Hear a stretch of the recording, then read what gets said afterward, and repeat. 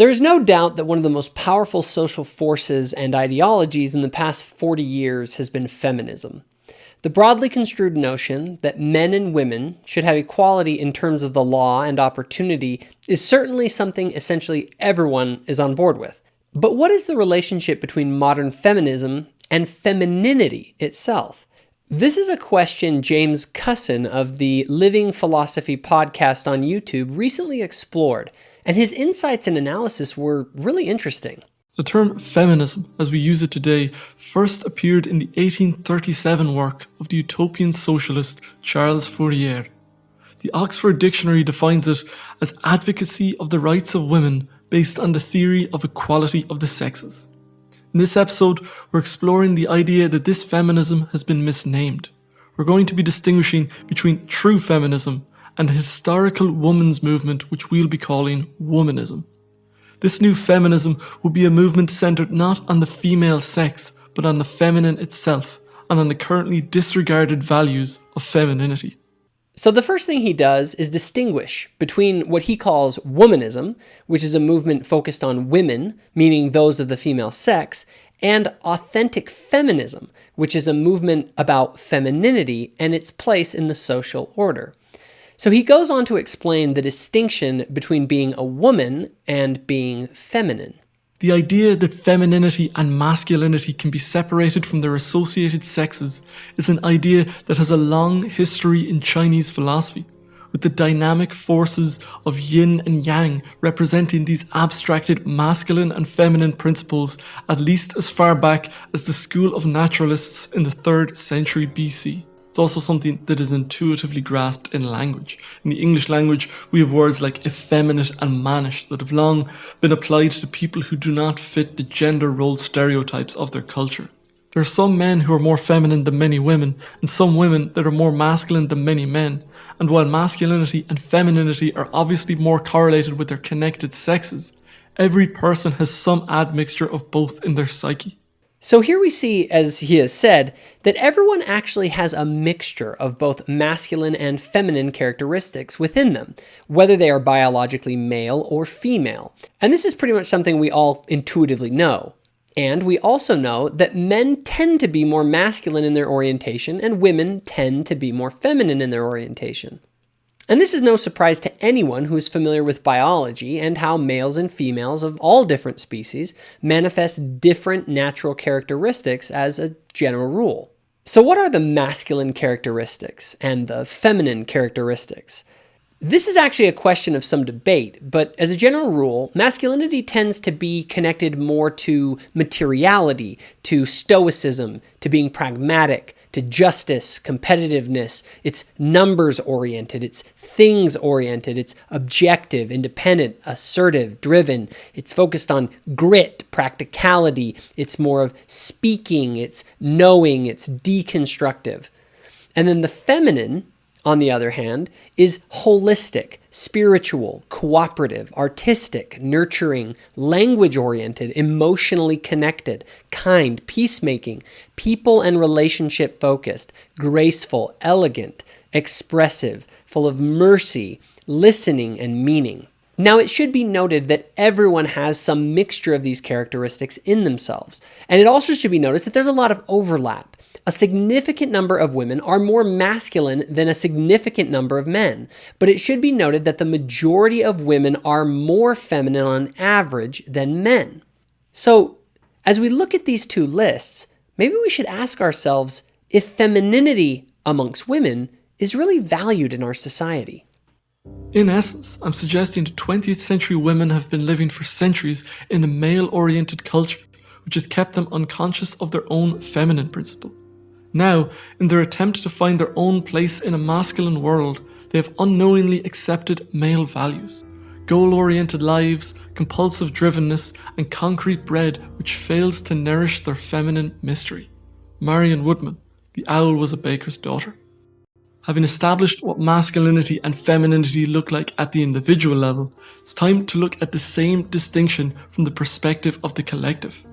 And when you look at the collective side of our industrialized culture through the lens of the masculine and the feminine, it becomes patently obvious that we live in a hyper-masculinized society. the cluster of traits that industrialized society selects for, whether that's the capitalist society of the West or socialist societies like China and the USSR, are the traits associated with masculinity. In the values landscape of industrial society, it is masculine values that dominate. This is the general direction that the term patriarchy is pointed in. The trouble with the term patriarchy is that it runs into the same problem of conflating men and masculinity and females and femininity. This is actually a fascinating take. He's saying that our society actually has an extreme value placed on masculine characteristics, which men, by their nature, are more naturally inclined towards.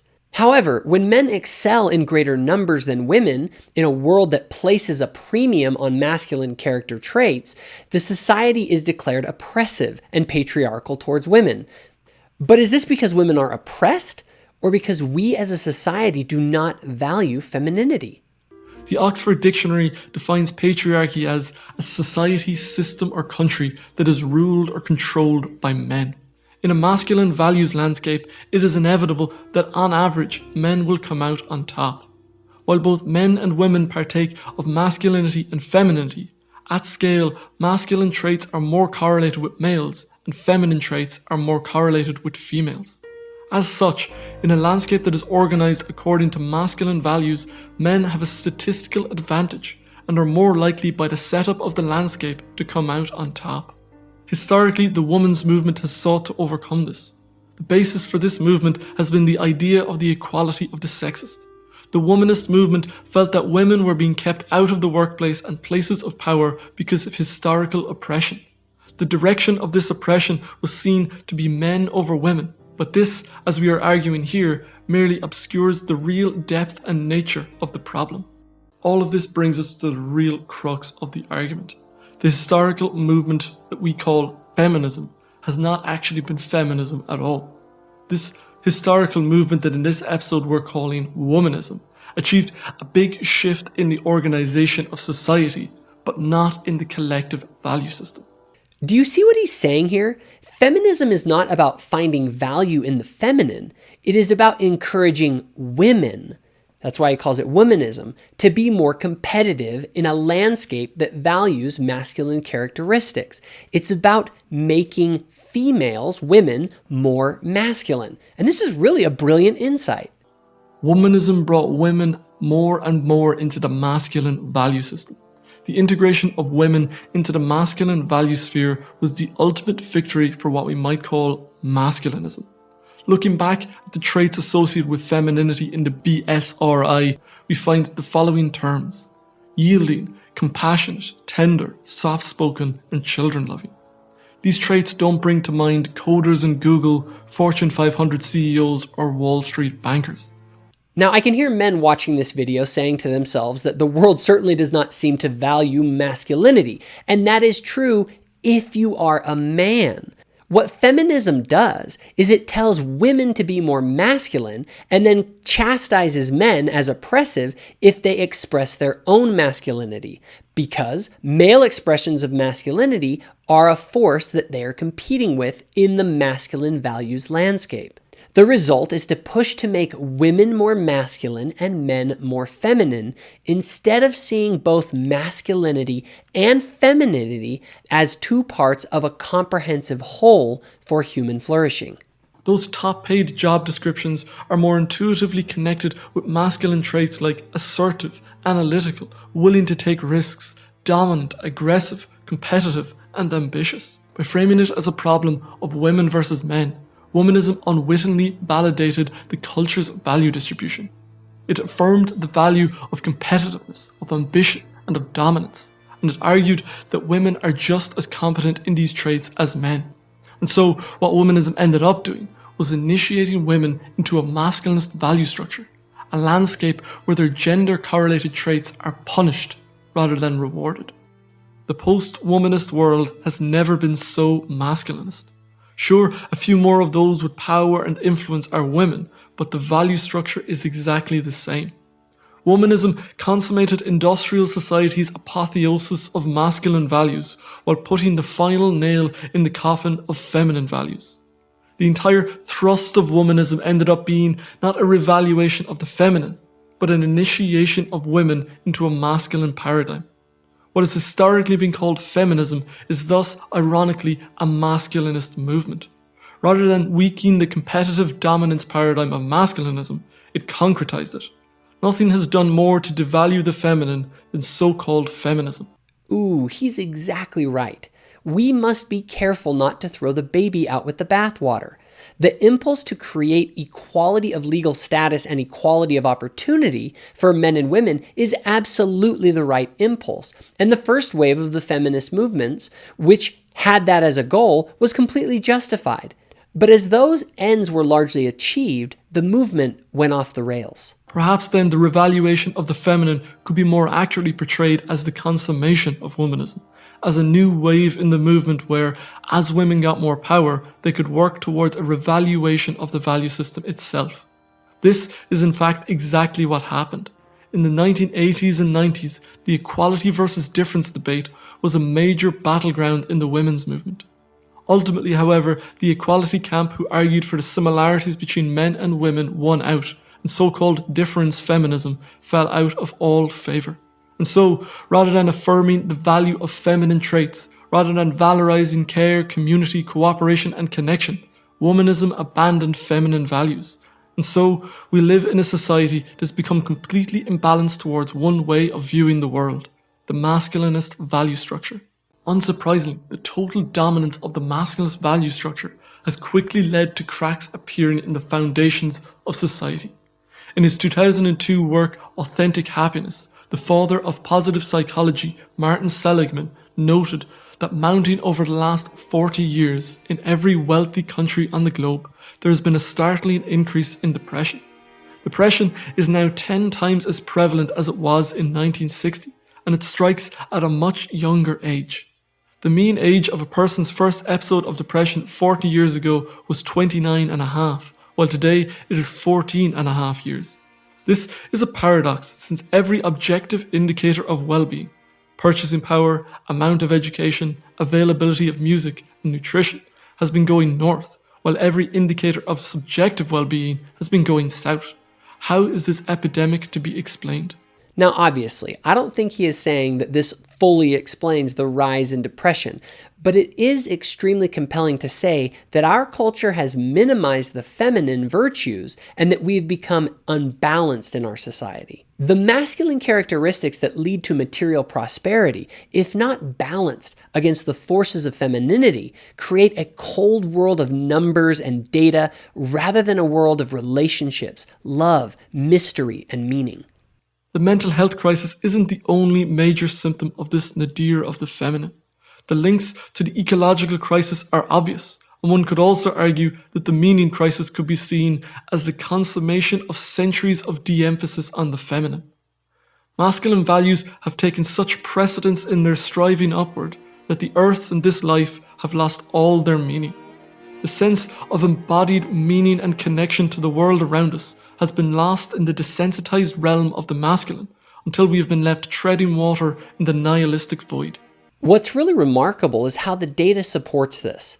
There was a study done by the University of Pennsylvania that tracked the happiness of women since the 1960s. And while both men and women have become less happy over that time, the decline for women has been much sharper.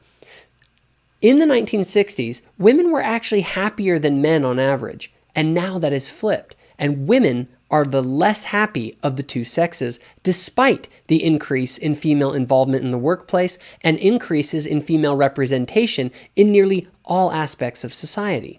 His observation that masculinity and femininity need to balance each other for optimum social outcomes is a central theme of LDS theology.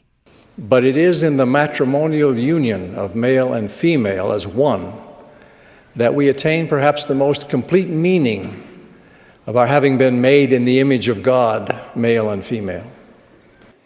Gender is an essential characteristic of individual premortal, mortal, and eternal identity and purpose.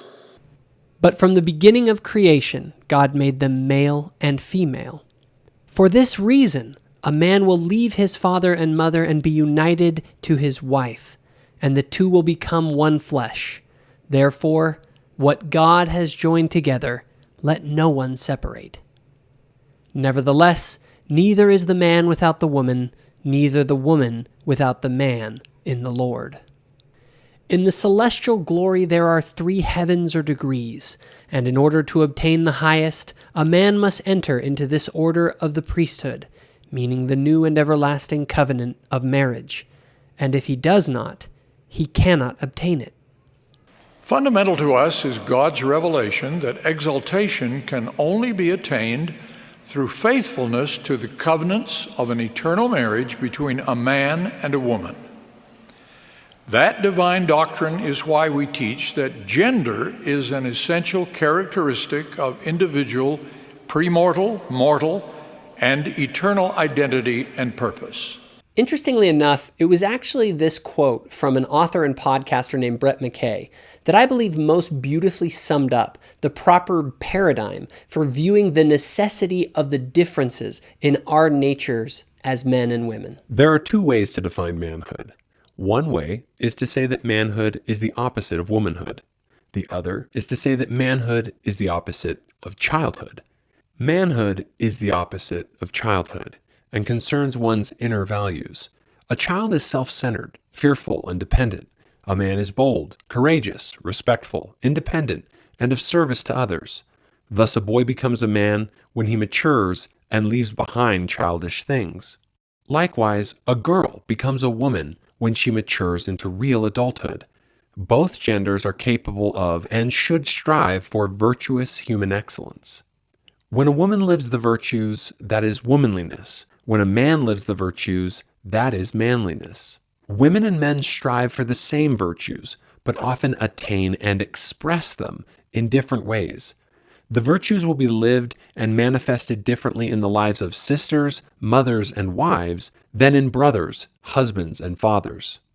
2 different musical instruments playing the exact same notes will produce 2 different sounds. The difference in the sounds is one of those ineffable things that is hard to describe with words, but easy to discern. Neither instrument is better than the other in the hands of the diligent and dedicated. Each instrument plays music that fills the spirit and adds beauty to the world. If you enjoyed this video, give it a like and hit the subscribe button. Also, if you want more content, including the podcast, go to thoughtful-faith.com. Thanks for watching.